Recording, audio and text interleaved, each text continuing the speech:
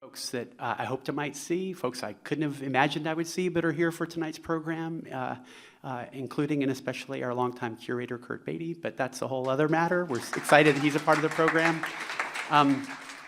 And I just want to, I hope that you feel, as you come back tonight, the fact that Short Stories Live is and has been such an important part of the life of this place for, I think, since 2003. Was when David first invited Isaiah Sheffer and the Selected Shorts team to come out from Symphony Space in New York that began this series at Town Hall. So beyond the return to this building, it's been, I think, 4 years since we've had a proper Short Stories Live program. So this is long overdue, and I want to thank Jane Kaplan in particular, our new curator, for bringing it all back to life.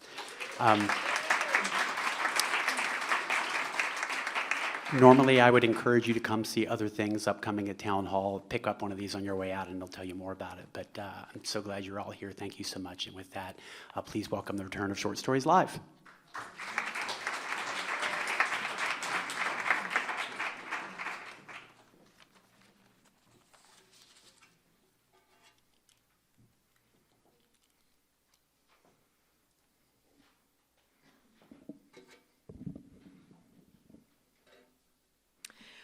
Why Get Out of Bed by Jennifer Haupt.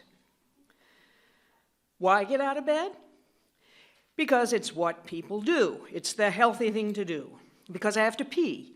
Because there's a sour film on my teeth. Because I should clip the hangnail on my right index finger. Because the dog needs to be fed. There's a load of laundry on the bathroom floor. Not to mention my job. There's work to be done. It is what is done, even during a pandemic. Because getting out of bed is the right thing to do. It is the responsible way to live. But what if I did not do the right thing when I opened my eyes this morning? Because it's a little scary when I lie in bed and ask myself this question. I imagine there's a choice as I slap the alarm and roll over and wonder, why? What would happen if I didn't rip back the sheets and slap one foot on the floor and then the other and then keep moving all day? Because if I decide it's okay to sleep in for an hour or two, then what's to stop me from choosing to sleep until noon, 2, dinner time? Because I might decide to turn on the radio or TV. I might decide that Judge Judy or Oprah and smelly sheets are preferable to feeding the dog and laundry and sitting at a desk being semi-productive for 8 hours. Fuck being responsible. I mean, really, why haul my ass out of bed in the morning? Because now I really have to pee, and the dog is barking, and the sliver of a nail is digging into the palm of my hand. Because people will worry. My husband, Eric, will worry, and my sons will worry. My dog will just be pissed off. My boss will fire me if I don't show up at the morning Zoom team meeting. Maybe not the first day, but for sure the next. My friends will think it's just plain creepy if all my Instagram posts depict a mussed-up, stony-eyed version of me in bed. Because if I don't get out of bed, then I'm not just suffering from mild depression, as my therapist writes on the insurance form, functional. That's the key word that defines my well-being. Because major depressive disorder is defined by inappropriate sickness behavior. Staying in bed much longer is inappropriate.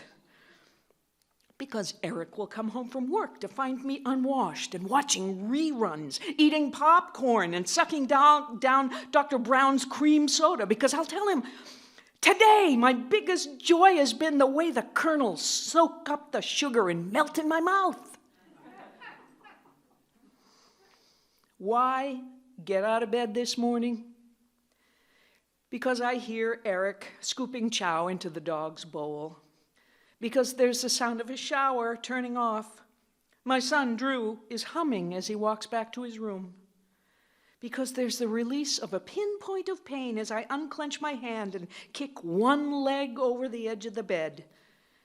Because gratitude kicks in as I sit on the toilet and I empty my bladder and Eric yells down the hall before leaving, "Love ya!" because I do have the choice to get out of bed.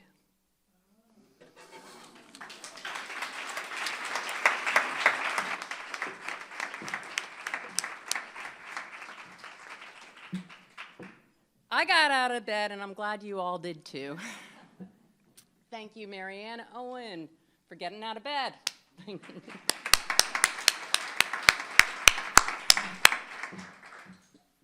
My name is Jane Kaplan, and welcome back to Short Stories Live. Hello. It is amazing to be here with you in the room. I'm so glad you all came. Thank you.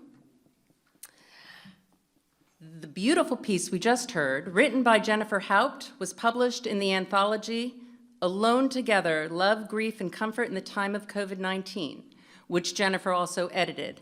Jennifer is with us virtually.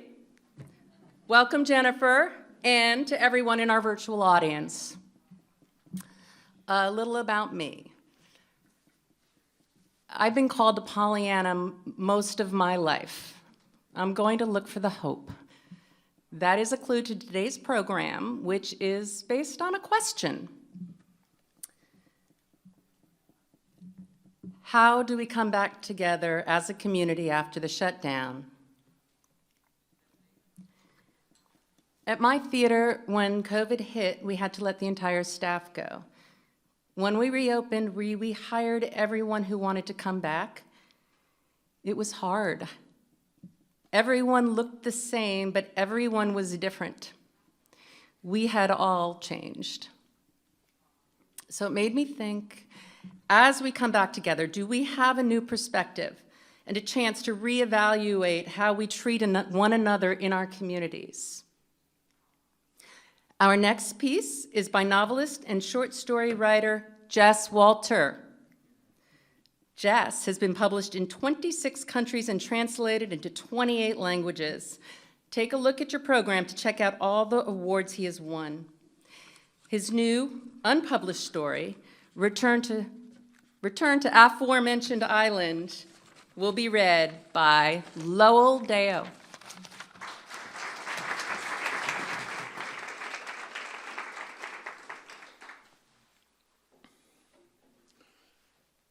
And then it was over. We began seeing airplanes in the sky again, and cars on the road. Restaurants reopened, and on TV, the stadiums were filled with people. We were told that our son could return to middle school, that my wife and I could go back to work. That weekend, I shaved my beard and shed the sweatpants that I'd been wearing for months. Sunday night, we ate a last dinner together, just the three of us. My moody 13-year-old son, Dean, my wife, Rena, and me. We were uneasy, I could tell. The clank of forks, the only noise in the dining room. At one point, my wife and I made eye contact, and she raised her eyebrows. That night, while Rena and Dean watched their phones, I went upstairs and stood in front of the mirror, practicing shaking hands and pushing elevator buttons. I rehearsed holding a cup of coffee and laughed at my coworkers' jokes. Hilarious, Dave!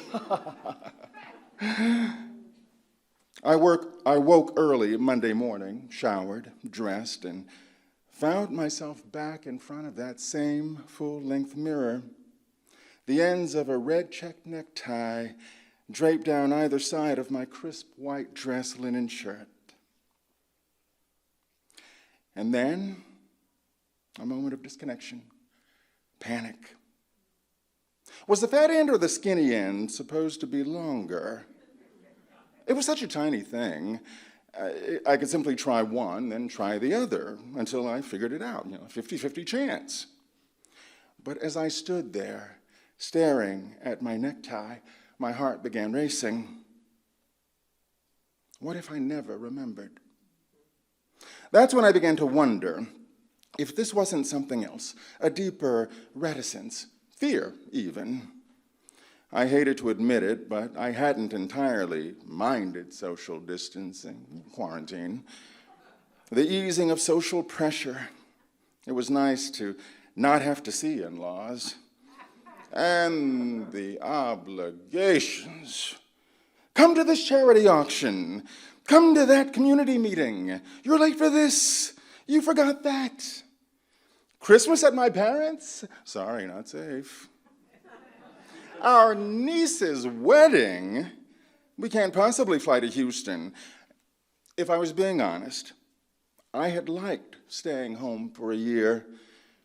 If I was really being honest, I was kind of repelled by my fellow humans, by their demands and politics, their fits and phobias, biases and germs. I didn't want to return to all of that. I sensed it in Rena, too. The unease about our imminent return to the outside world. We'd grown used to our solitude. We'd lived on an island with takeout and Netflix and family game night and a wine club that delivered Syrah by the case. The case. And what happened when people were rescued from islands? They had trouble adjusting to civilization, that's what. I recalled a movie where Tom Hanks was rescued from a desert island and didn't like to wear shoes afterward. I was looking down at my own uncomfortable shoes when Dean came in wearing his school uniform, khakis and a blue polo. He looked me in the eye. "So we're doing this?" he said, "just pretending it's over." "Apparently," I said. "You do know that these things don't just end because we want them to," Dean said. "Viral mutations, conspiracy, civil unrest. This is not over." In 180 AD, they believed the Antonine Plague had ended only to have Marcus Aurelius fall sick, his horrible death bringing about an end to the golden age of Rome. I showed him the two sides of my tie. You don't happen to remember. "Loop it around your neck," he said, "and hang it from the rafters." I looked up. We didn't have rafters. Dean grabbed my arm, an unhinged look in his eyes. "Listen," he hissed, "I can't do this.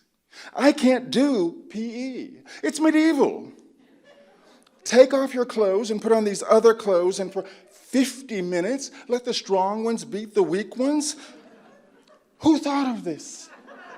It's barbarism." He was quite upset.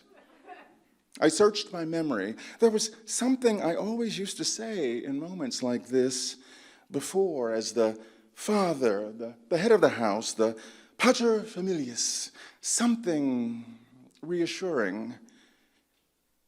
Then, like a vision, it came to me. "Do your best," I said. "Dear God!" Dean turned and stumbled from the room. I could hear him down the hall. "This is madness." A moment later, my wife came in wearing a floor-length organza gown with a string of pearls around her neck. "This isn't right, is it?" she said. "Oh, no, I don't think so," I said. "Where did you get it?" She pointed to the corner of our bedroom and said quietly with wonder, "Did you know there's another smaller room adjacent to our bedroom?" "Yes," I said, "the closet." It was where I had found the necktie and the shiny, uncomfortable shoes, pants with creases down the legs. "It's filled with things like this," my wife said. "There's a coat in there."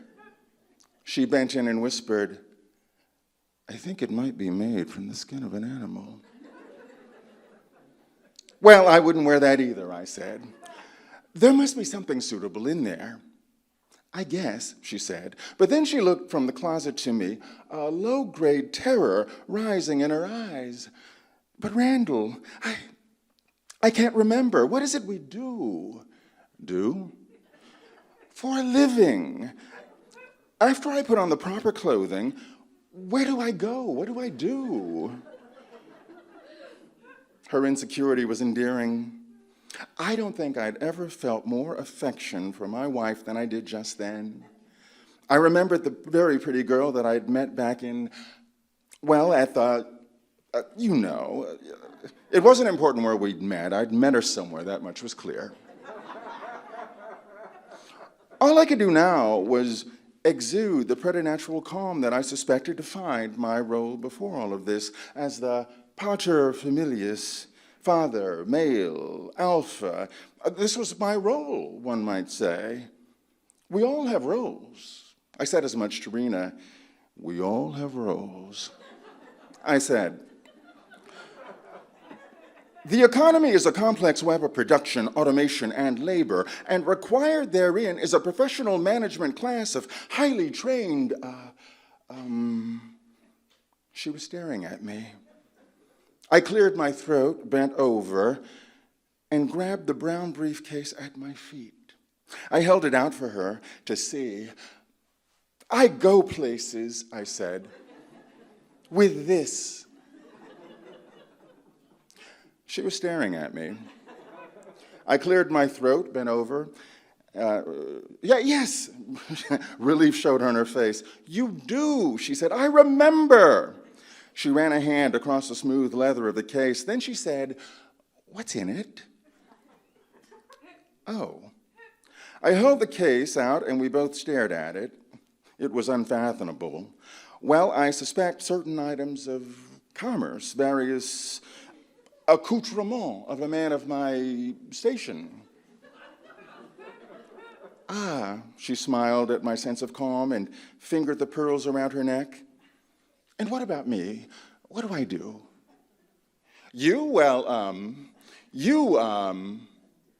Thankfully, Dean came back in just then. In 429 BC, Pericles lost both his sons to the plague, he said.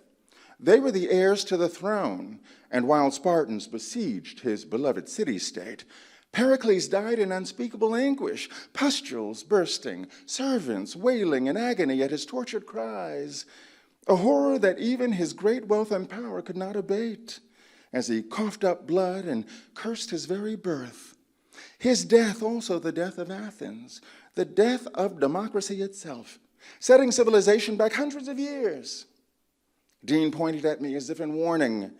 Do I have to take a hot lunch? Yes, I said. Ah, he yelled. I hate pizza rolls. This is lunacy. Do your best, I said. Dean, Rena reached for our son's arm. What do I do? I was happy to be off the hook. It can be exhausting being the paterfamilias, especially when you're not entirely sure what that means. So I was glad to have his help. Yes, I said, answer your mother. What does she do? He sighed. She demands so much from me that I can never fully satisfy her unreasonable expectations. And then when I let her down, which I inevitably do, she forgives me so unconditionally with such selfless, infantilizing love that the only disappointment left is that which I have for myself. A condition of self-loathing so paralyzing it means I might never grow into a fully functional adult human being. It was quiet in the room. You're a speech therapist, Dean said. There you go, I said to my wife. You give speeches that people find therapeutic. That's not what that is, Dean said. Then do your best, I said to Rena. God help us, Dean said as he left the room. My wife and I were quiet then, me with the two ends of my tie, Elena fiddling with the pearls on her. Wait, she said. I thought my name was Rena. What? Just now you thought Elena fiddling with her pearls, but earlier you called me Rena. Well, I said, let's not get hung up on... There are many. The economy is a complex web of... It's fine, she waved me off exhausted. Elena is nice too. She held out a pair of clip-on earrings. But what do I do with these? Those? I took them from her, pinched the two sides of my tie, and used the earrings to clip them together. See, I said, it's fine, darling. We can do this. But Jared, she said. I looked around the empty room. Apparently she meant me. Yes. She fingered the small end of my tie. I'm frightened. I looked up. Still no rafters in the ceiling. Me too, I admitted. And when I looked down again, Dean was back in our room, leaning on the doorway. He shook his head, straightened, and walked up to me. He took the earrings off my tie and gently clipped them onto my wife's lobes. I suppose if we're going to do this, he said, we should try not to look totally insane. He walked past us and into the closet. My wife and I exchanged worried glances. But after a moment, our son emerged again with a midnight blue skirt, a white short-sleeved blouse, and black sandals. Try this, he said to my wife, and pointed her toward the bathroom. Then he turned his attention to me. He seemed different, somehow, older than when all this had started. He grabbed the two ends of my tie. Relax, he said. He pulled the wide end, wrapped it, and crossed it over the skinny end, then brought it down through the loop he'd made. See, not so different than tying shoelaces, he said. And I was about to ask where he'd learned such a thing when I had a distant memory of having taught it to him myself. He snugged the knotted tie up against my throat, then patted my chest. He bent down and opened my briefcase, held it up for me to see. Nothing to be afraid of here, he said. So I bent down and I looked inside. There was a stack of brochures and documents, a blur of numbers and pie charts. I looked at it in confusion. You work in finance, Dean said, with something less than pride. You sell shares of a fund that buys distressed real estate, suburban tracts, mini malls, old trailer courts, and transforms those assets into arcane, destructive financial instruments that spread ownership among various other funds and banks, generating massive wealth for your clients while guaranteeing the poor will never own their own homes. Oh, I said, I'm not sure I understood that. I wouldn't worry about it, he said. Nobody does. My wife came out then in the blouse and skirt. You look beautiful. I looked at Dean. Rena, he said. Rena, I said. A smile came over her face. She took my hand. Thank you, Jared. Randall, said Dean. Randall, said Rena. And it all came flooding back. I'd met her at our beach club. We were introduced by my old college roommate. We were the Mortons, Randall and Rena. We had a second house in the San Juans. We have a second house, I said. And Rena called back, in the San Juans. And we embraced. When we separated, I saw that Dean was holding a note. I will help you, he said, in exchange for this. The note was written in block letters. It excused him from playing something called big ball soccer in PE class because of his asthma. You have asthma, I said. I'm sorry, is it serious? He shrugged. I signed the note and handed it back to him. You guys can do this, Dean said. Listen. In the 14th century, the Black Plague, the worst pandemic in human history, swept through Europe, killing half the population and reducing humankind to levels of poverty and sorrow not seen in 1,000 years. But do you know what immediately followed that? Dinner, Rena said. The Renaissance, Dean said. Because it proved unable to stop the plague, the church's hold on people was broken. An unprecedented explosion of science followed, of medicine, astronomy, philosophy, and art. a big bang of knowledge, the fruits of which we continue to bear in music and physics and literature, a flowering of the very best of humanity, democracy and peace and fairness too, the very idea of human rights. Perhaps we too can emerge from this dark age of superstition and ignorance in which we have been living the last few years and recommit ourselves to a better, fairer, more sustainable world. Rena and I stared at him, moved. I can't overstate the pride I felt then, the love, the profound mystery of parenting. To have created such a being, I nearly wept. I turned to Rena. He's right, I said. Yes, we can do this, she said. We embraced again. I grabbed my car keys. I'll drive, I said. I'll drop you off at the speech therapy factory. Clinic, Dean said. Clinic, I said. And then I'll go to the office, Dean said.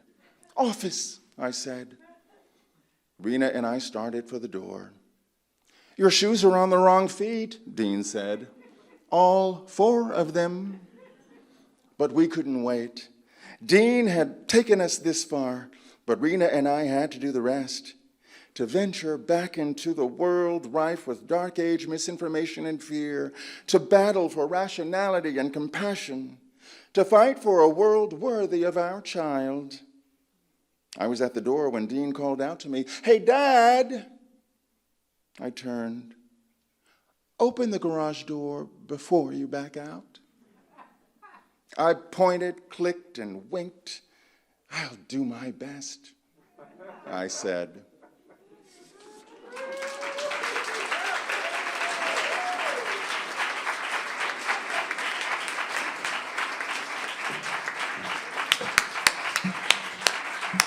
Thank you, Jess.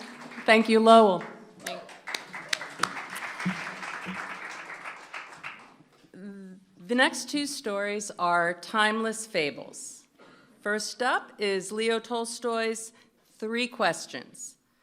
Tolstoy was born into the Russian aristocracy in 1828 and later in life experienced a profound moral crisis, followed by what he regarded as an equally profound spiritual awakening. This was after he had written War and Peace and Anna Karenina. Tolstoy decided to give away all of his property and wealth. His wife was mad about that, so he gave it to her. The 3 Questions was published in 1885 in the collection What Men Live By and Other Tales. Following the 3 Questions, Eva Abram, storyteller extraordinaire and founder of Rainwater Storytelling, will share her retelling of an ancient African fable, The Lone Bulls. Tolstoy's 3 Questions, Kurt Beattie.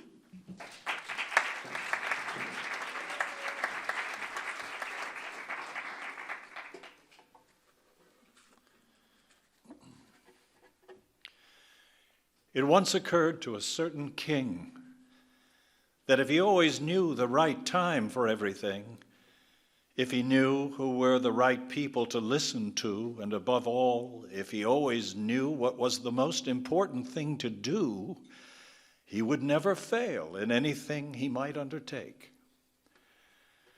And this thought having occurred to him, he had it proclaimed throughout his kingdom that he would give a great reward to anyone who would teach him the right time to do everything, and who were the most necessary people, and how he might know what was the most important thing to do. And learned men came to the king, but they all answered his questions differently.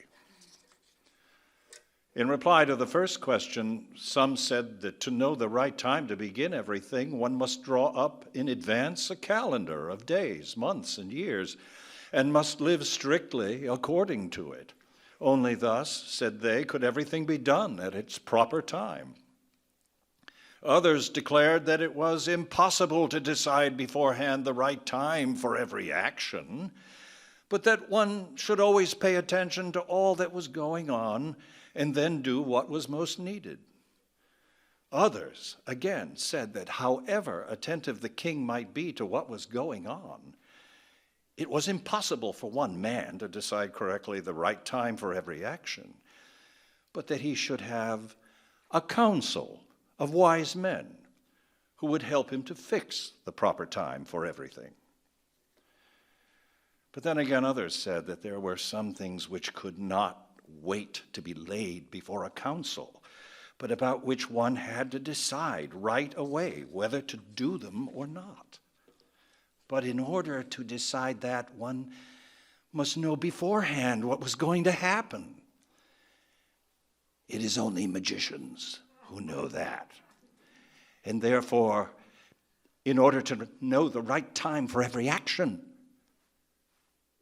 one must consult magicians. Equally various were the answers to the second question. Some said the people the king most needed were his counselors.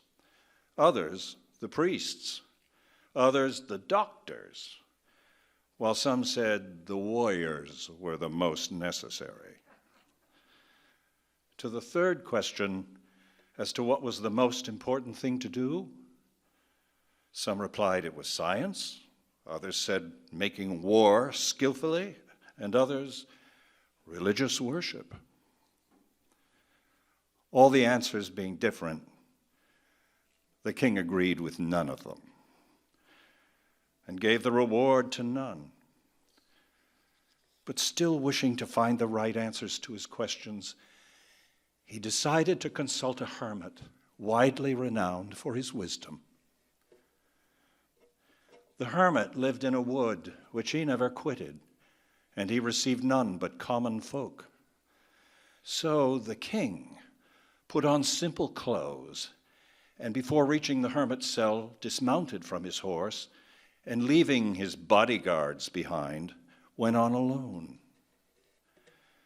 When the king approached, the hermit was digging the ground in front of his hut. Seeing the king, he greeted him and went on digging.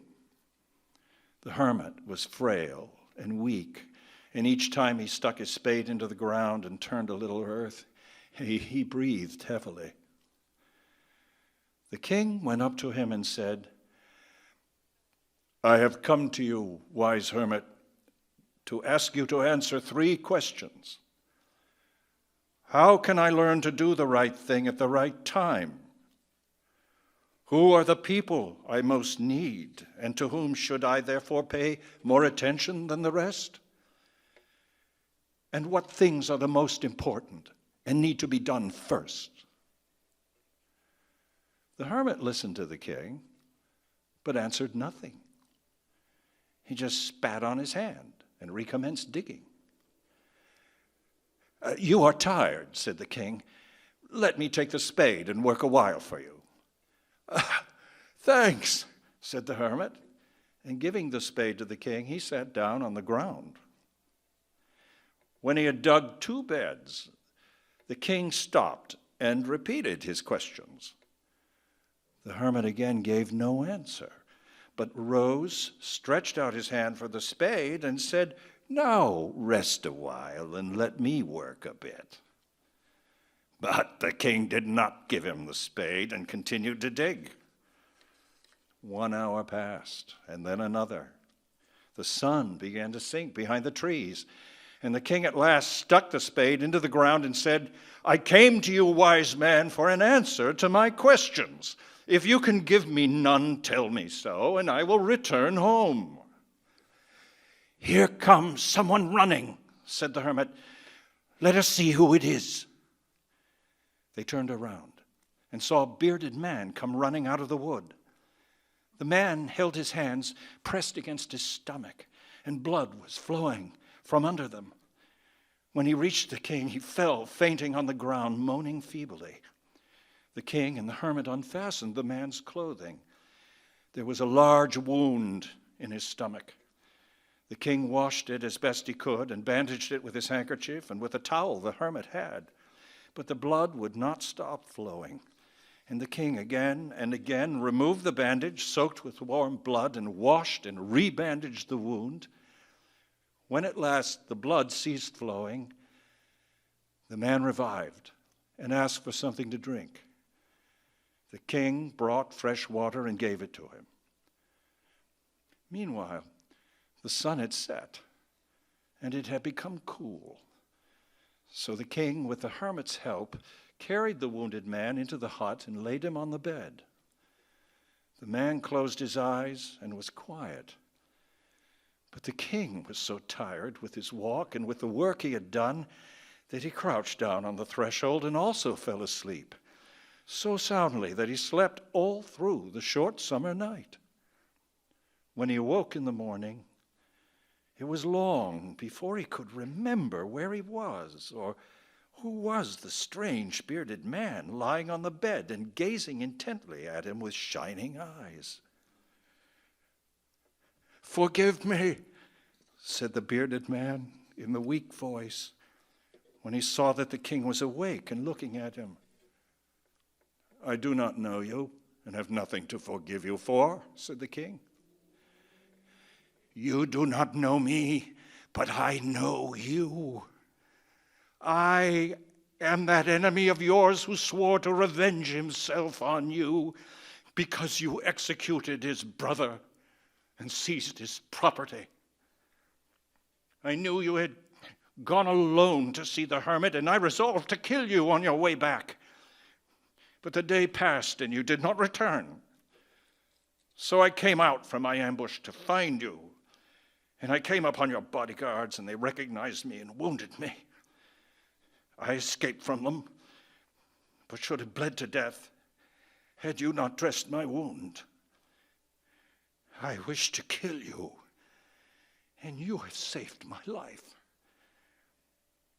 Now, if I live, and if you wish it, I will serve you as your most faithful servant and will bid my sons do the same. Forgive me." The king was very glad to have made peace with his enemy so easily and to have gained him for a friend. And he not only forgave him, but said he would send his servants and his own physician to attend him, and promised to restore his property. Having taken leave of the wounded man, the king went out onto the porch and looked around for the hermit. Before going away, he wished once more to beg an answer to the questions he had put. The hermit was outside on his knees, sowing seeds in the beds that had been dug the day before. The king approached him and said, "For the last time, I pray you to answer my questions, wise man." "You have already been answered," said the hermit, still crouching on his thin legs and looking up at the king, who stood before him. "How answered? What do you mean?" "Do you not see," said the hermit, "if you had not pitied my weakness yesterday, and had not dug these beds for me, but had gone your own way, that man would have attacked you, and you would have repented of not having stayed with me. So the most important time was when you were digging the beds. And I was the most important man, and to do me good was your most important business. Afterwards, when that man ran to us, the most important time was when you were attending to him. For if you had not bound up his wounds, he would have died without having made peace with you. So he was the most important man, and what you did for him was your most important business. Remember then, there is only one time that is important. Now! It is the most important time because it is the only time when we have any power. The most necessary man is he with whom you are, for no man knows whether he will ever have dealings with anyone else. And the most important thing to do is good, because for that purpose alone was man sent into this life.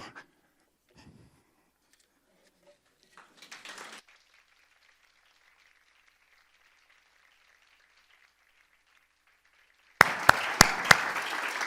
have to move the table.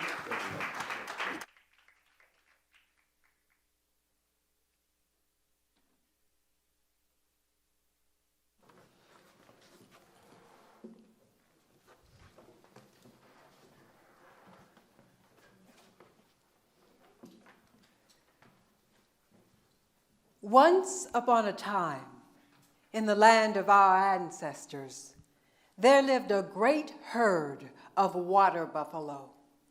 They grazed the grasslands from east to west and north to south as far as the eye could see. They drank cool water from a mighty river that flowed from the mountain above to the ocean below. With plenty to eat and drink, they grew strong and prospered. Their only natural enemy was the lions. The lions were feared by every animal, except that particular herd of water buffalo.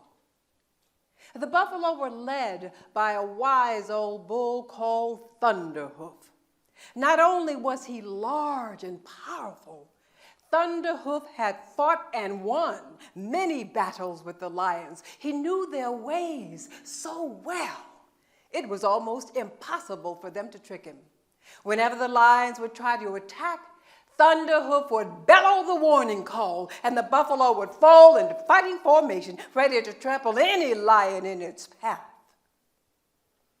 So even though the lions loved the taste of water buffalo, they seldom dared attack Thunderhoof's herd. Thunderhoof, ain't no use in messing with them. So they didn't challenge Thunderhoof, but Thunderhoof had his challenges. When he was a young leader, other bulls tried to challenge his position, but not a one of them could beat him. Now that he was older and had earned their respect, no one would even think of trying to take his place. But one day, Thunderhoof grew very ill. So he called a meeting of the entire herd. My brothers and sisters, I don't have much time. Soon I will join the ancestors. When I am gone, my wife, Eyes Open, will lead. She will train the young bulls until one is strong enough and wise enough to lead. I know many of you are strong, but you must be wise. Well, the herd was pleased that Eyes Open would lead. She had been by Thunderhoof's side for many years. They were pleased that she would use her experience and wisdom to lead them. Everybody was happy, except for 3 young bulls, Longhorn, Broadback, and Redtail. They thought one of them should lead. They hated the idea of taking orders from Eyes Open, and they complained about it too. Longhorn said, she's too old. Broadback said, she's too weak. Redtail said, she is a she. A woman in charge? Who ever heard of such a thing? But they said these things only amongst themselves. They knew what Thunderhoof said was law. And until Eyes Open chose someone else, she was in charge. Well, it wasn't long before Thunderhoof passed, and word spread fast. The lions heard about it. So while the buffalo mourned, the lions rejoiced. They knew this was their best chance yet to attack the herd, and they planned to take full advantage of it. They sent their best spy, Night Shadow, to scout the herd for weaknesses and report back. Night Shadow stayed in the shadows, getting close to the herd, watching every move, listening to every word, day and night for a week. And when he went back, oh, he had plenty to report. He told his lion brothers all about this new queen of the buffalo and the 3 young bulls. And then he said, I have a plan. He whispered his plan to his lion brothers.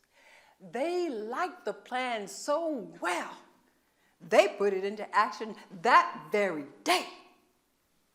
Let me tell you what they did. They started spreading rumors about what the queen of the buffalo said about those 3 young bulls.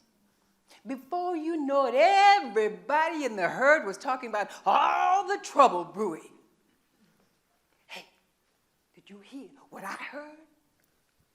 I heard Eyes Open called Longhorn a straight-up fool. Ooh. Well, I heard you call Broadback an ignoramus. and she called Redtail a walking hotel for ticks and fleas. Well, you know, when Longhorn, Broadback, and Redtail heard these things, they were furious. They stormed to the queen. We demand you apologize, step down, and let one of us lead. Eyes Open did what a good leader should do. She tried to de-escalate the situation, to calm them down. Do you think they listened? We insist you step down. Eyes Open knew those 3 were too inexperienced, too hot-headed to lead, and she had no intention of stepping down. She let them know that in no uncertain terms. So they left, disappointed and angry. And before you know it, they called a meeting of the entire herd, told them you should be able to vote on your leader. And vote for one of us. We're big and strong. We could vote for one of us. Eyes Open was at that meeting. She heard the mumbling moving through the crowd. Vote? What are they talking about? We have a leader. Yeah, but what is she going to do? What is she going to say? Silence. These 3 young bulls want you to vote for your leader. I know. Thunderhoof has spoken. His word is law. I am your leader. And as your leader, I ask you to choose. Choose me, choose me, choose me. On the count of 3, stand behind your choice. 1, 2, 3. There was a great ruffling and shuffling in the crowd. When the silence died down, the entire herd, except those 3, stood behind Eyes Open. And the 3 young bulls left, disappointed, embarrassed, ashamed, angry. And that's when the lions started part 2 of their plan. What do you think they did? Spread more rumors. It worked the first time, didn't it? Yeah, they had Redtail believing that Broadback was talking real bad about him. Broadback thought Redtail was talking bad about him. And Longhorn thought that both of them were bad-mouthing him up and down. before you know it, those three who used to be as tight as ticks on a bull no longer trusted each other. So with all that mistrust and that anger that hurt and with no hope of leading the herd, they decided to leave, find our own herds to lead. And so they left. Each went off in a different direction. And that is precisely what the lions wanted. They began to stalk those bulls one by one.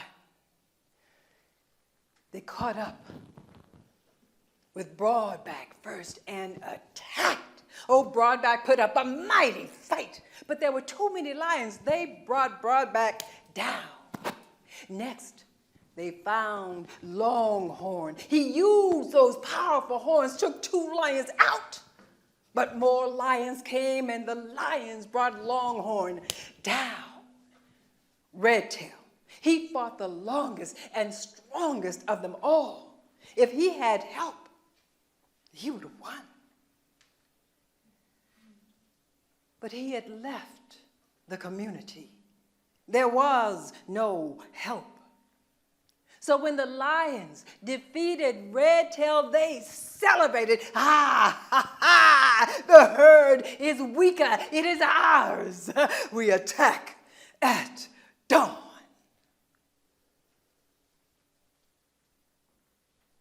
But Eyes Open, she had been given her name with good reason. She always had one eye open, even when she slept. She saw those lions creeping in the tall grasses closer to the herd. She bellowed the warning call, and the buffalo fell into fighting formation. But the lions, feeling certain of victory, they leaped and bit and rode. The buffalo charged and stomped and bit and charged and stomped.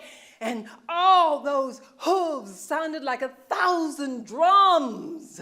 In all that fighting, a great cloud of dust rose up, covering lion and buffalo alike, until no one could tell who was winning and who was losing. When the dust died down, the lions limped away, scarred and beaten. Now, many of the buffalo were injured, but none were lost to the lions. If anyone had doubted the wisdom of Thunderhoof and Eyes Open before, no one doubted it now. They had learned, come to understand, that no matter how strong anyone might be, it is by standing together that they survive. The herd stayed together and continued to prosper. Let us unite and prosper together.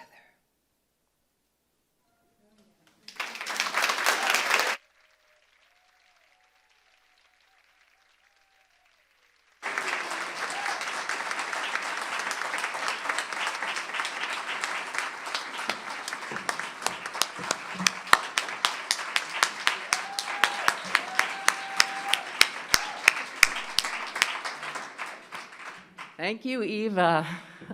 Everybody, please take 5, stretch your legs, run to the restroom.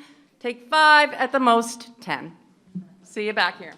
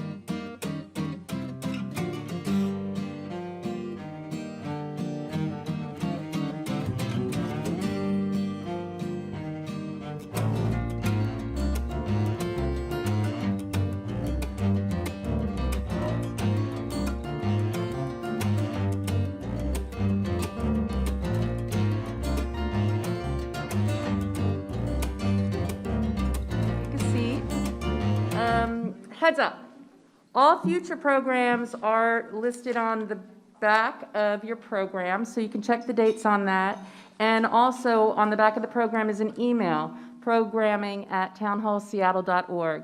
That is on there because it does take a community, and I would love to read any story submissions that people would like us to consider for upcoming programs. So hold on to your program, and love to hear from you. All right, well, our second act features two piercing stories relating to our question, how do we come back together as a community and treat each other after the shutdown? Tolstoy had 3 questions. I came up with 1. The first piece we will hear is by Shirley Jackson, who was born in 1916 and died in 1965. She's most famous for The Lottery. Ooh, I'm going to take that off for a second because it's fogging up my glasses.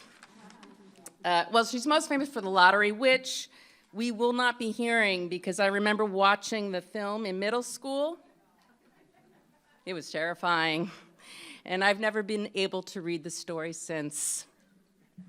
We will hear One Ordinary Day with Peanuts, which was chosen in 1956 for Best American Short Stories. Welcome to Wedgwood by Dr. Charles Johnson will bring us home.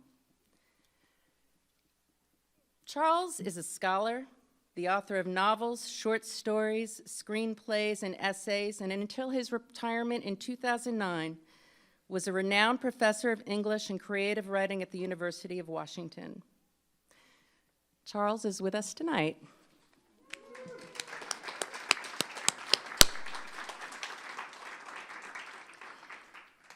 Thank you, Charles. First up, One Ordinary Day with Peanuts.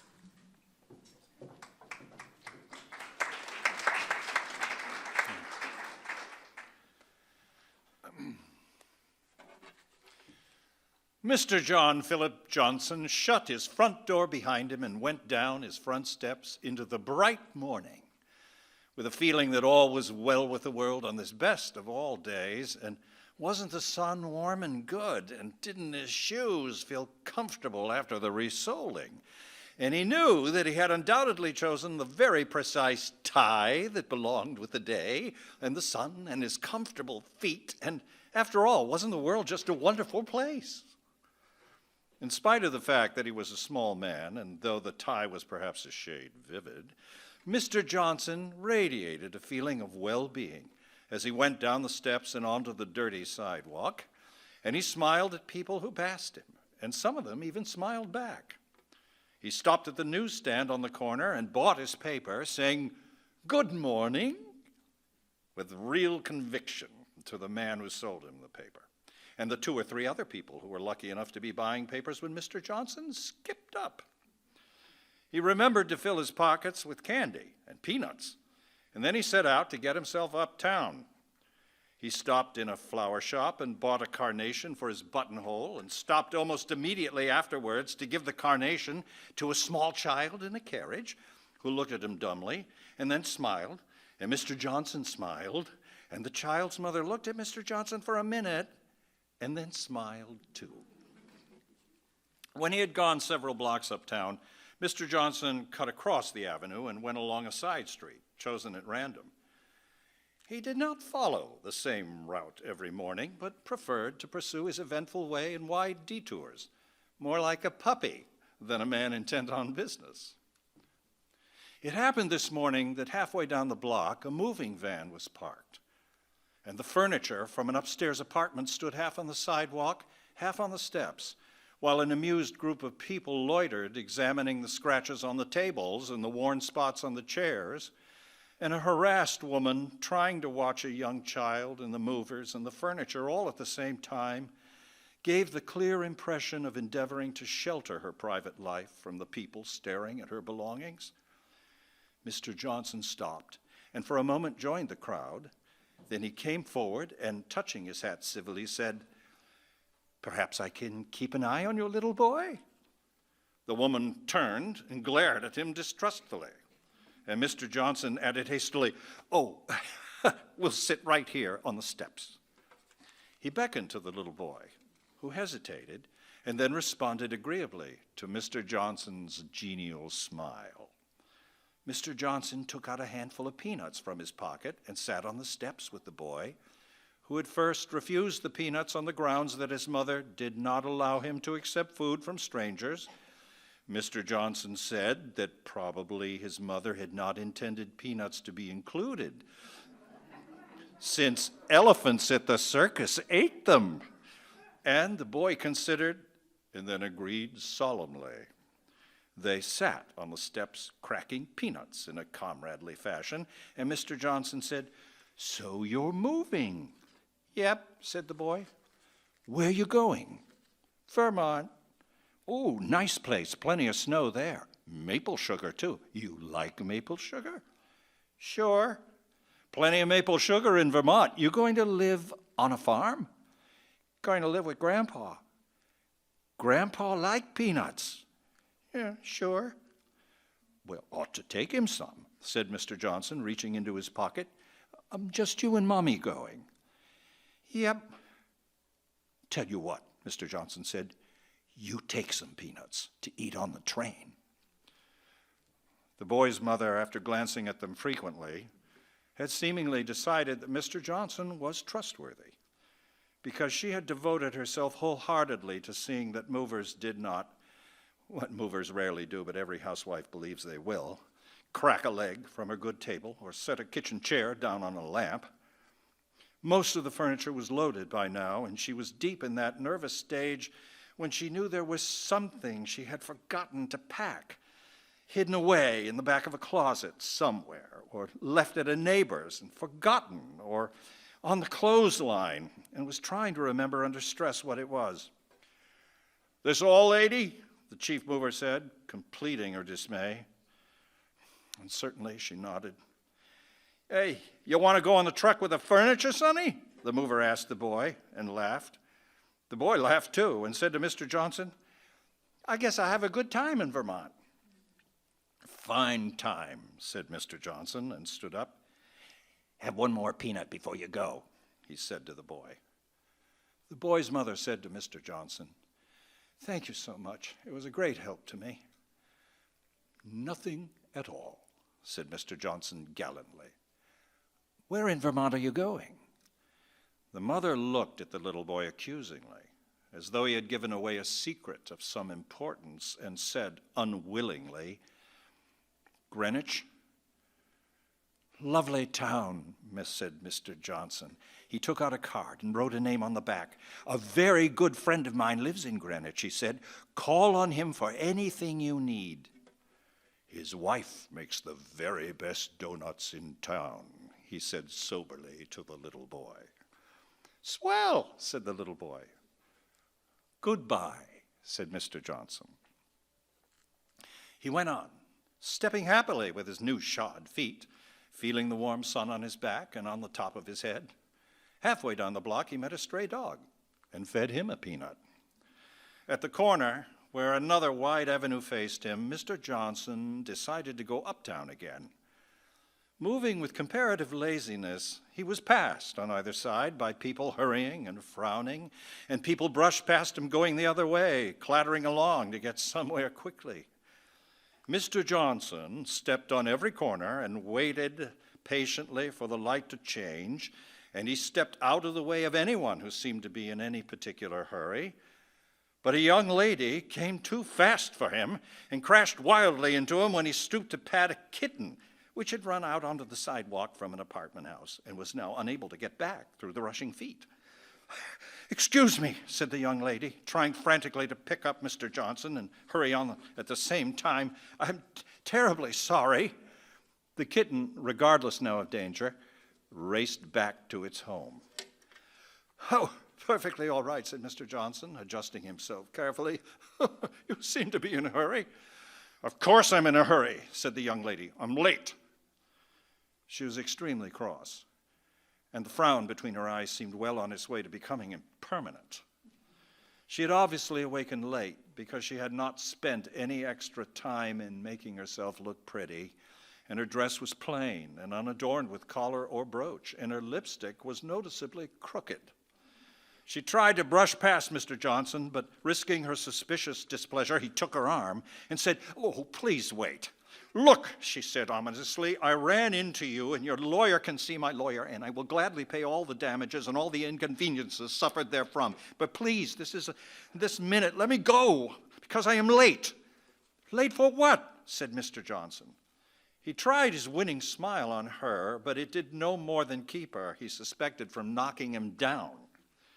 "Late for work," she said between her teeth. "Late for my employment. I have a job, and if I am late, I lose exactly so much an hour, and I cannot really afford what your pleasant conversation is costing me, be it ever so pleasant." "I'll pay for it," said Mr. Johnson.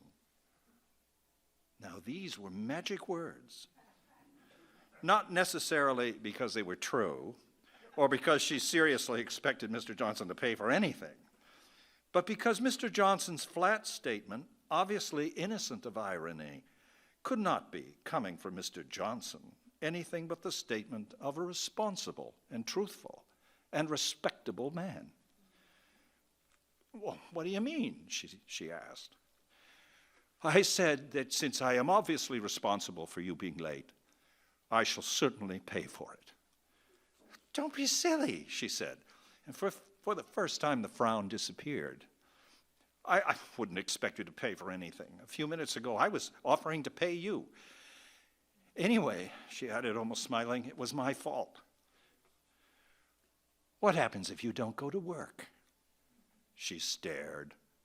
"I don't get paid." "Precisely," said Mr. Johnson. "What do you mean precisely? If I don't show up at the office exactly 20 minutes ago, I lose $1.20 an hour, or 2 cents a minute, or," she thought, "almost a dime for the time I've spent talking to you." Mr. Johnson laughed, and finally she laughed too. "You're late already," he pointed out. "Will you give me another 4 cents worth?" "Well, I don't understand why." "You'll see," said Mr. Johnson. He led her over to the side of the walk next to the buildings and said, "Stand here," and went out into the rush of people going both ways. Selecting and considering, as one who must make a choice involving perhaps whole years of lives, he estimated the people going by. Once he almost moved, and then at the last minute thought better of it and drew back. Finally, from half a block away, he saw what he wanted, and moved out into the center of the traffic to intercept a young man who was hurrying and dressed as though he had awakened late and was frowning. "Oof," said the young man, because Mr. Johnson had thought of no better way to intercept anyone than the one the young woman had unwittingly used on him. "Where do you think you're going?" the young man demanded from the sidewalk. "I want to speak to you," said Mr. Johnson. The young man got up nervously, dusting himself and eyeing Mr. Johnson. "What for?" he said. "What'd I do?" "That's what bothers me most about people nowadays," Mr. Johnson complained broadly to the people passing. "No matter whether they've done anything or not, they always figure someone's after them." "About what you're going to do," he told the young man. "Listen," said the young man, trying to brush past him. "I'm late, and I don't have any time to listen. Here's a dime. Now get going." "Oh, thank you," said Mr. Johnson, pocketing the dime. "Look," he said, "hey, what happens if you stop running?" "I'm late," said the young man, still trying to get past Mr. Johnson, who was unexpectedly clinging. "How much do you make an hour?" Mr. Johnson demanded. "A communist, are you?" said the young man. "Now, will you please let me—" "No," said Mr. Johnson insistently. "How much?" $1.50, said the young man. "Now will you—" "You like adventure." The young man stared, and then staring, found himself caught and held by Mr. Johnson's genial smile. He almost smiled back, and then repressed it, and made an effort to tear away. "Hey, I got to hurry," he said. "Mystery. You like surprises, unusual and exciting events. Wait, are you selling something?" "Sure," said Mr. Johnson. "You want to take a chance?" The young man hesitated, looking longingly up the avenue toward what might have been his destination. And then when Mr. Johnson said, "I'll pay for it," with his own peculiar convincing emphasis, turned and said, "Oh, well, okay, but I got to see it first, what I'm buying." Mr. Johnson, breathing hard, led the young man over to the side where the girl was standing. She had been watching with interest Mr. Johnson's capture of the young man, and now, smiling timidly, she looked at Mr. Johnson as though prepared to be surprised at nothing. Mr. Johnson reached into his pocket and took out his wallet. "Here," he said, and handed the bill to the girl. "This about equals your day's pay." "But no," she said, surprised in spite of herself. I mean, I couldn't." "Please do not interrupt," Mr. Johnson told her. "And here," he said to the young man, "this will take care of you." The young man accepted the bill dazedly, but said, "Probably counterfeit," to the young woman out the side of his mouth. "Now," said Mr. Johnson, and he went on, disregarding the young man, "what is your name, miss?" "Kent," she said helplessly. "Mildred Kent." "Oh, fine," said Mr. Johnson. "And you, sir?" "Arthur Adams," said the young man stiffly. "Splendid," said Mr. Johnson. "Now, Miss Kent, I would like you to meet Mr. Adams. Mr. Adams, Miss Kent."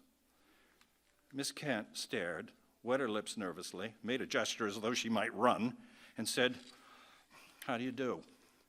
Mr. Adams straightened his shoulders, scowled at Mr. Johnson, made a gesture as though he might run, and said, How do you do?" "Now this," said Mr. Johnson, taking several bills from his wallet, "should be enough for the day for both of you.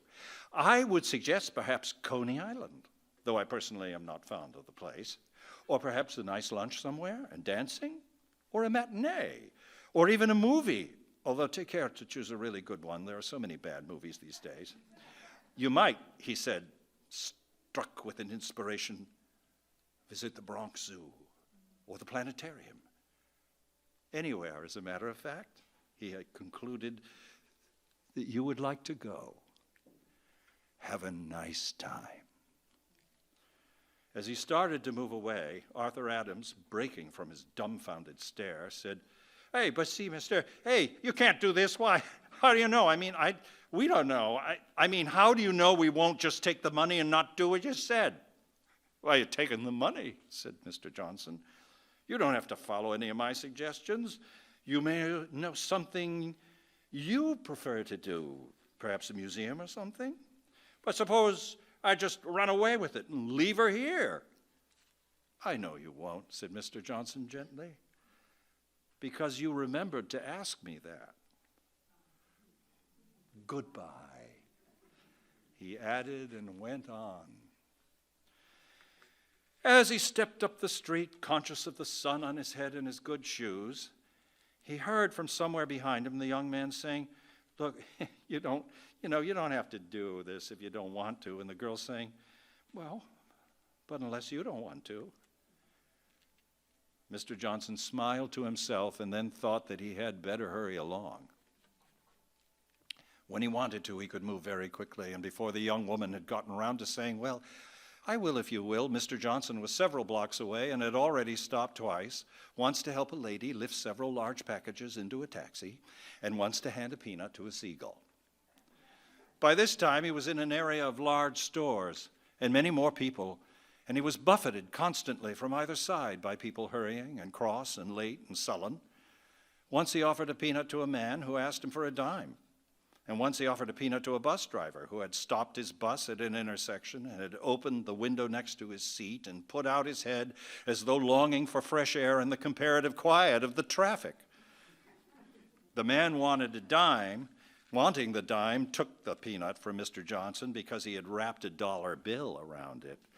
But the bus driver took the peanut and asked ironically, "You want a transfer, Jack?"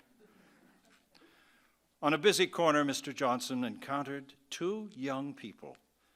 For 1 minute, he thought they might be Mildred Kent and Arthur Adams, who were eagerly scanning a newspaper, their backs pressed against a storefront to avoid the people passing, their heads bent together. Mr. Johnson, whose curiosity was insatiable, leaned onto the storefront next to them and peeked over the man's shoulder. They were scanning the apartment's vacant column.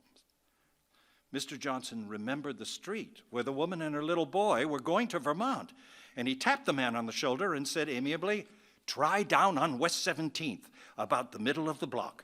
People moved out this morning." "Say, what are you?" said the man, and then seeing Mr. Johnson clearly, "Well, thanks. What did you say?" "West 17th, said Mr. Johnson, "about the middle of the block." He smiled again and said, "Good luck." "Thanks," said the man. "Thanks," said the girl as they moved off. "Goodbye," said Mr. Johnson. He lunched alone in a pleasant restaurant where the food was rich and only Mr. Johnson's excellent digestion could encompass 2 of their whipped cream and chocolate and rum cake pastries for dessert. He had 3 cups of coffee, tipped the waiter largely, and went out into the street again, into the wonderful sunlight, his shoes still comfortable and fresh on his feet. Outside, he found a beggar staring into the windows of the restaurant he had left. And carefully looking through the money in his pocket, Mr. Johnson approached the beggar and pressed some coins and a couple of bills into his hand. "It's the price of the veal cutlet lunch plus tip," said Mr. Johnson. "Goodbye." After his lunch, he rested. He walked to the nearest park and fed peanuts to the pigeons. It was late afternoon by the time he was ready to start back downtown, and he had refereed 2 checker games and watched a small boy and girl whose mother had fallen asleep and awakened with surprise and fear that turned to amusement when she saw Mr. Johnson. He had given away almost all of his candy and had fed all the rest of his peanuts to the pigeons, and it was time to go home. Although the late afternoon sun was pleasant and his shoes were entirely still comfortable, he decided to take a taxi downtown. He had a difficult time catching a taxi because he gave up the first 3 or 4 empty ones to people who seemed to need them more. Finally, however, he stood alone on the corner, and almost like netting a frisky fish, he hailed desperately until he succeeded in catching a cab that had been proceeding with haste uptown and seemed to draw in toward Mr. Johnson against its own will. "Mister," the cab driver said as Mr. Johnson climbed in, "I figured you was an omen, like I wasn't going to pick you up at all." Kind of you, said Mr. Johnson ambiguously. If I'd have let you go, it would have cost me $10, said the driver. Really? Said Mr. Johnson. Yeah, said the driver. A guy just got out of the cab. He turned around and gave me $10. Said, take this and bet it in a hurry on a horse named Vulcan right away. Vulcan? Said Mr. Johnson, horrified. A fire sign on Wednesday? What? Said the driver. Well, anyway, I said to myself, if I got no fare between here and there, I'll bet the 10. But if anyone looked like they needed a cab, I'd take it as an omen, and I'd take the 10 home to the wife. You were very right, said Mr. Johnson heartily. This is Wednesday. You would have lost your money. Monday, yes, or even Saturday, but never, never, never, never bet a fire sign on Wednesday. Sunday would have been good, no? Vulcan don't run on Sunday, said the driver. You wait till another day, said Mr. Johnson. You wait. Down this street, please, driver. I'll get off at the next corner. Well, he told me Vulcan, though, said the driver. I'll tell you, said Mr. Johnson, hesitating with the door of the cab half open. You take that $10, and I'll give you another $10 to go with it. And you go right ahead and bet that money on any Thursday, on any horse that has a name indicating, let me see, Thursday. Well, grain, or any growing food.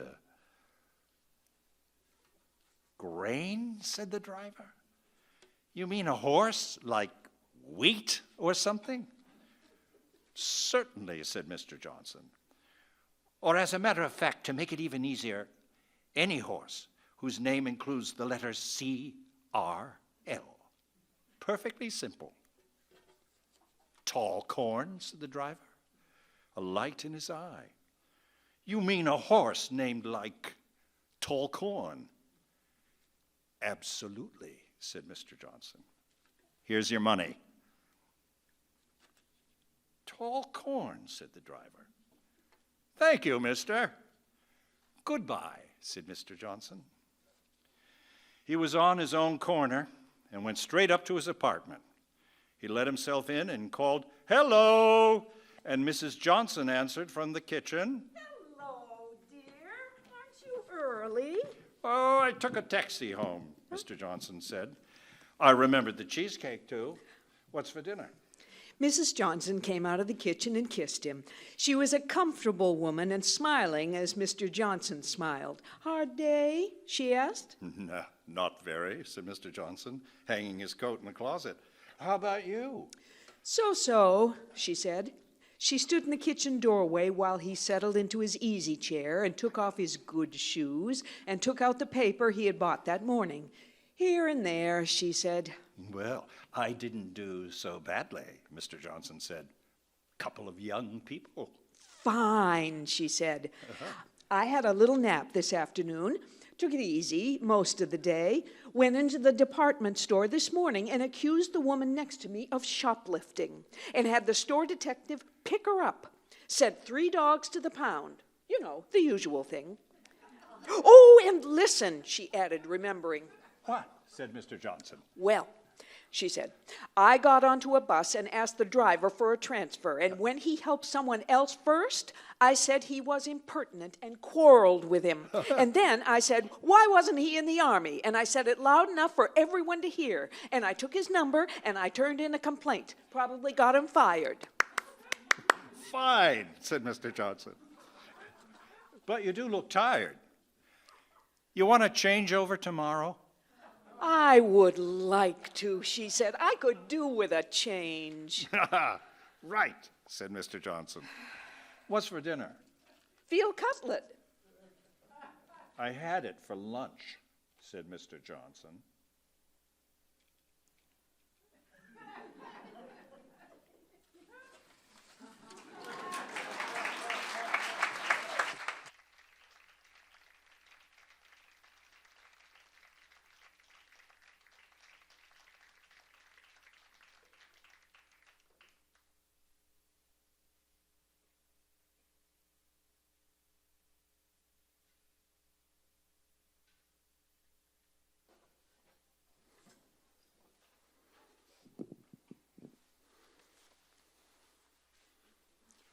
Welcome to Wedgwood by Charles Johnson.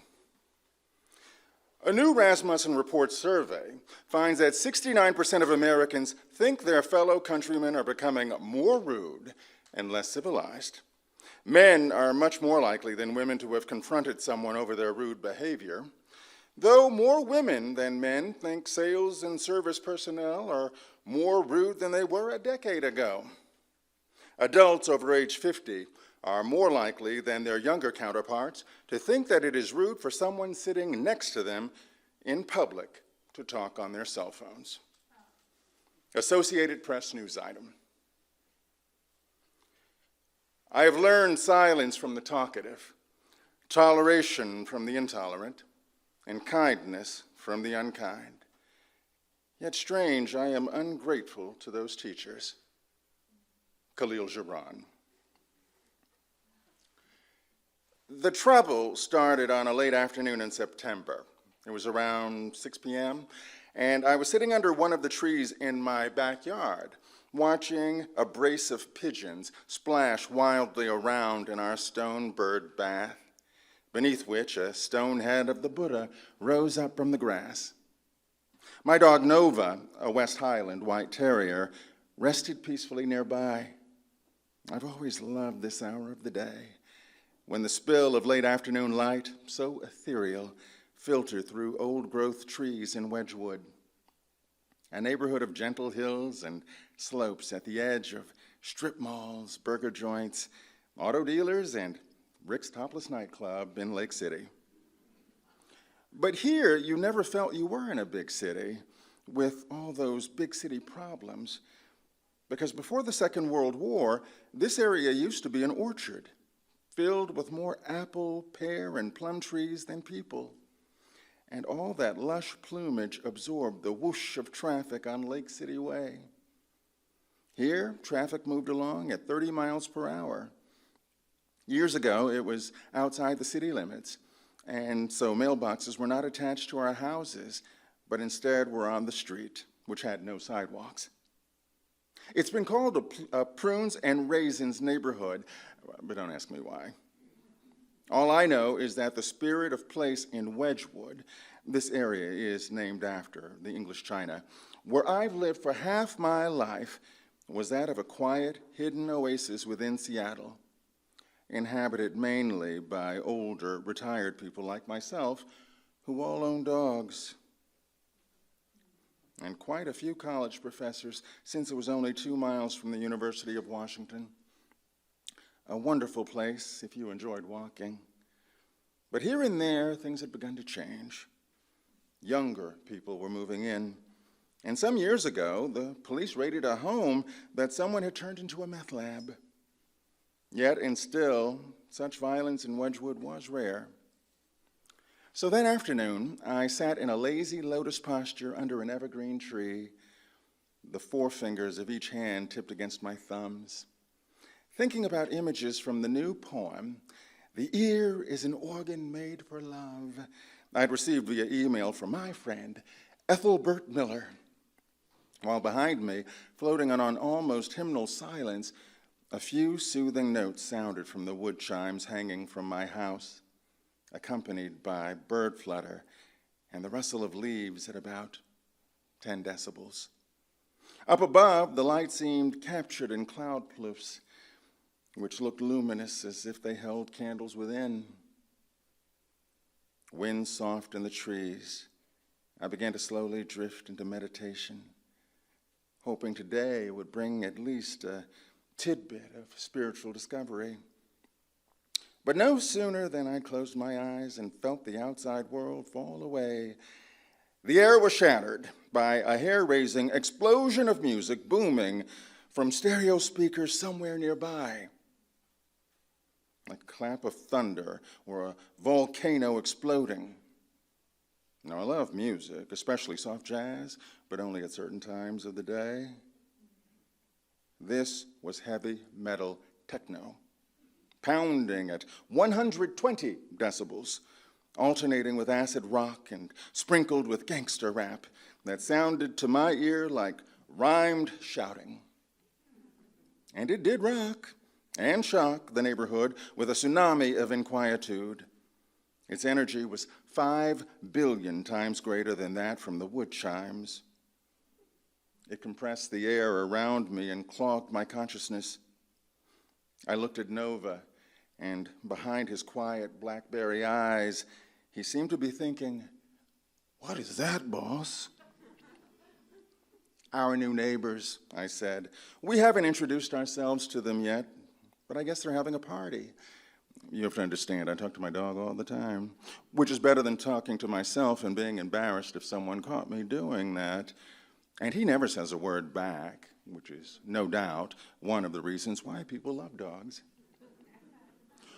1 or 2 hours went by, and we listened helplessly as the exhausting, emotionally draining sound yeasted to 130 decibels, moving in concentric spheres from my neighbor's place, covering blocks in every direction like smog or pollution or an oil spill, and just as toxic and rude, as enveloping and inescapable as the Old Testament voice of God when he was having a bad day. And now suddenly I was having a bad day.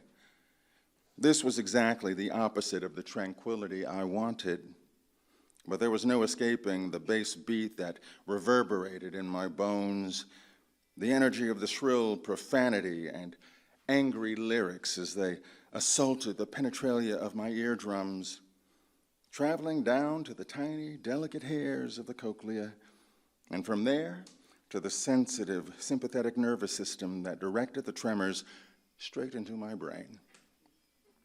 Unlike an unpleasant vision from which I could turn away or close my eyes, wave upon wave of oscillations passed right through my hands when I held them against the sides of my head. The music, if I may call it that, was intrusive, infectious, wild, sensual, pagan, orgasmic, jangling, indecent, and filled me with foreign emotions not of my own making, completely overwhelming and washing away my thoughts and the silent inner speech we all experience when our soul talks to itself. I no longer recognized Wedgwood as my neighborhood, all its virtues, the magnificent views of Lake Washington and the Cascade Mountain Range. Its old world charm had vanished, and I felt as if I'd been suddenly teleported to Belltown at 11 o'clock on a Saturday night. I wondered if the millennial new arrivals to the neighborhood knew how fragile our ears were, and how many scientific studies indicated that noise pollution interfered with learning, lowered math and reading scores, and was responsible for high blood pressure, dry mouth, blindness, muscular contractions, neurosis, heart disease, peptic ulcers, constipation, premature ejaculation, reduced libido, insomnia, congenital birth defects, even death. Now darkness had fallen, but still the pulsions continued across the street, surrounding my house like a hand squeezing a wine glass on the verge of shattering. My brain was beginning to feel like one long smear on the inside of my skull. I shook my head at the thought of what a dangerously noisy species we humans are, with our clinking, humming, churning machinery and motor cars, our loud music and household appliances with their anapestic beat and fire sirens wailing. Walking into the house, I saw my wife coming down the stairs wearing her round reading glasses and looking dazed. At 62, she was slightly hard of hearing in one ear, but the Stramish had shaken and made her feel exiled from the familiar too. She started shutting our windows, but that didn't help. The sound curdled the air inside our house, and her sore ears were burning as bad as mine. From the porch, we could see cars lining the streets, beer cans thrown into the bushes, and from our neighbor's property, there wafted pungent clouds of purple haze and Hawaii skunk marijuana. I was reading the book Psalms in bed, my wife said, but I couldn't concentrate with all that noise. What do you think we should do? Call 911.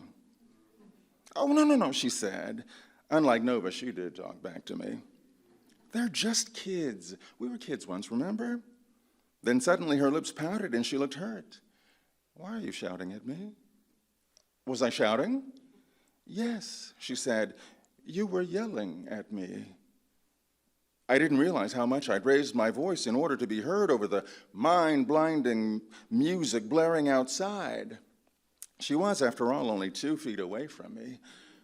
Or that the noise, despite all my decades of spiritual practice, could so quickly make me feel spent and flammable and reveal an irascible side of me to my wife that neither of us had seen in 40 years of marriage.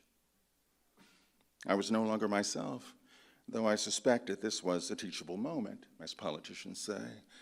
And there was a lesson to be learned here, but so help me, I just wasn't getting it. I apologized to my wife. I knew she was right, as usual. We shouldn't call the police. This was a difficult situation that had to be handled with delicacy. But I was confident that I could be as magnanimous and civilized as any post-enlightened Western man who had control over himself after 30 years of meditation on his mushroom-shaped cushion. But that didn't mean I couldn't try to escape for a while. I decided this was a good time to go shopping. I stepped outside where the rough pounding sound almost knocked me to the ground. The traumatizing waves were so thick I felt I was moving through a haze of heat or underwater. I wondered, who are these rude people, these invaders?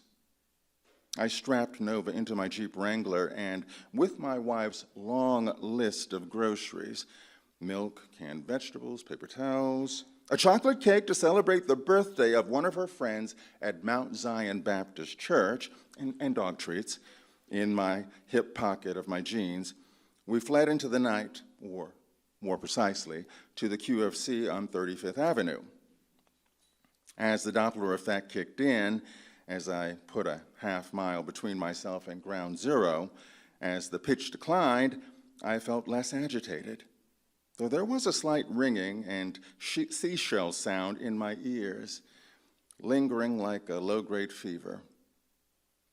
For all the discomfort I was feeling, I also felt something else, namely how sound and silence, so universal in our lives as to normally be ignored, were profound mysteries I'd never properly understood or respected until now, when the absence of one and the presence of the other were so badly disrupting my life. Compared to my street, the supermarket surrounded by eateries and alehouses was mercifully quiet. I went down the aisles collecting items we needed, remembering that just 1 month ago, a QFC employee charged with domestic violence for choking his mother unconscious was killed in this supermarket when he fought the police who came to arrest him. I kept thinking as I picked items off the shelves, are those vibes still in this store? You can probably tell I came of age in the 60s. I dismissed that thought and then stood patiently in the checkout line behind 5 other customers, one being a plump elderly woman with frosted hair who, of course, had to pay by writing a check, which seemed to take forever. I swear I think she was balancing her checking account or calculating her quarterly taxes there in the front of the line. I could imagine her drinking a hot cup of Ovaltine before going to bed and having 97 cats in her mid-century Wedgwood home. I kept wondering why someone didn't call for another cashier, or even better, 2, to handle this line of people backed up into the aisles. Finally, after 10 minutes, it was my turn. The cashier was a genial young man whose eyes behind his wire-framed glasses looked glazed from ringing up so many customers, but he was trying to be cheerful. He took my QFC Advantage card and said, "So how's your day going?" Usually I enjoy chatting with people behind the cash register, finding out a little about their lives, letting them know they're people in my community I care about and not just faceless objects to me. I try to be patient, reciting my mantra if I have a long enough wait in public. But right then I said, in spite of myself, "What the hell do you care?"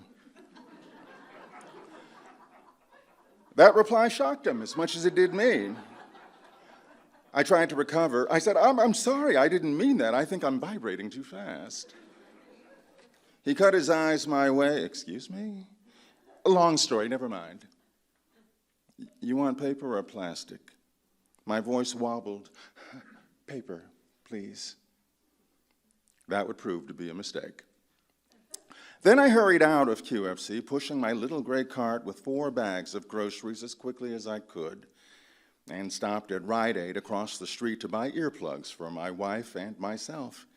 It was now 9:30 p.m. Driving home, I was praying the neighbor's party was over. But to my surprise, yet somehow not to my surprise, I felt the density of the skitsy air before I heard the humping arcs still flooding the neighborhood like a broken water main. Even worse, when I downshifted into my driveway, I had to hit the brakes because another car was parked in my space. My neighbor's guests had filled the street with their vehicles.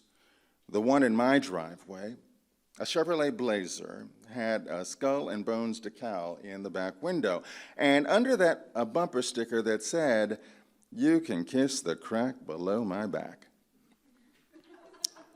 My first impulse was to let the air out of the tires, but then I realized that would only keep it in my driveway even longer. So I parked 2 blocks away. I looped Nova's nylon leash around my left wrist, loaded up my arms as high as my chin with 4 heavy bags of groceries, of food, and started tramping slowly uphill to my house. That's when fat raindrops began to fall.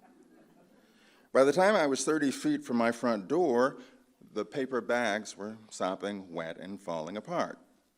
10 feet from the front door, Nova realized we were almost home. He sprang forward for the steps. Westies hate to get wet. And that snapped my left arm straight out, which sent cans of sliced pineapples, soup and tomatoes, bottles of maple syrup and milk, and bags of raisins, potatoes, and rice cascading back down the declivity, littering the street like confetti or a landfill. For the longest time, I stood there, head tipped and sopping wet, watching my neighbor's guests flee inside to escape the rain, lost in the whirl of violent, invisible vibrations. And I was disabused forever of the vanity that 3 decades of practicing meditation had made me too civilized, too cultivated, too mellow to be vulnerable to or victimized by fugitive thoughts, anger, desire, self-pity, pettiness, triggered in me from things outside.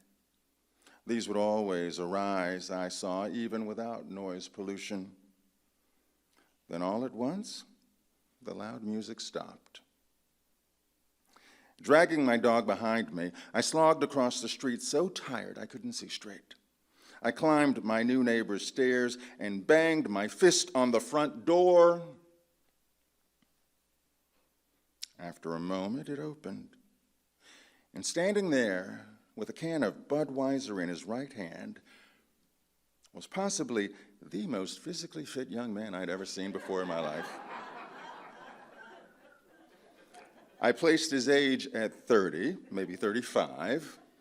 His short hair was a military buzz cut, his t-shirt olive-colored, his ears large enough for him to wiggle if he wanted to, like President Obama's. And on his arm, I saw a tattoo for the 4th Brigade of the 2nd Infantry Division he'd served with at Joint Base Lewis McChord. He looked me up and down as I stood dripping on his doorstep and politely said, "Yes, sir, can I help you?" "We need to talk," I said. He squinted his eyes as if trying to read my lips. Then he put one hand behind his ear like an old man who'd lost his hearing aid, or someone who'd been a blacksmith all his life. What did you say, sir? I was less than a foot away from him. I felt like I was awakening from a dream. A profound sadness swept over me, dousing my anger. For I understood the unnecessary tragedy of tinnitus in someone so young. His was maybe the result of a recent tour in Iraq or Afghanistan, perhaps from an IED. I felt humbled. I did not judge him or myself now, because he had taught me how to listen better. I gestured with one finger, held up for him to wait a moment, and went back out into the downpour. On the street, I found one of the items protected by a plastic lid. I climbed the steps again. "Thank you," I said, giving him the chocolate cake. "And welcome to Wedgwood."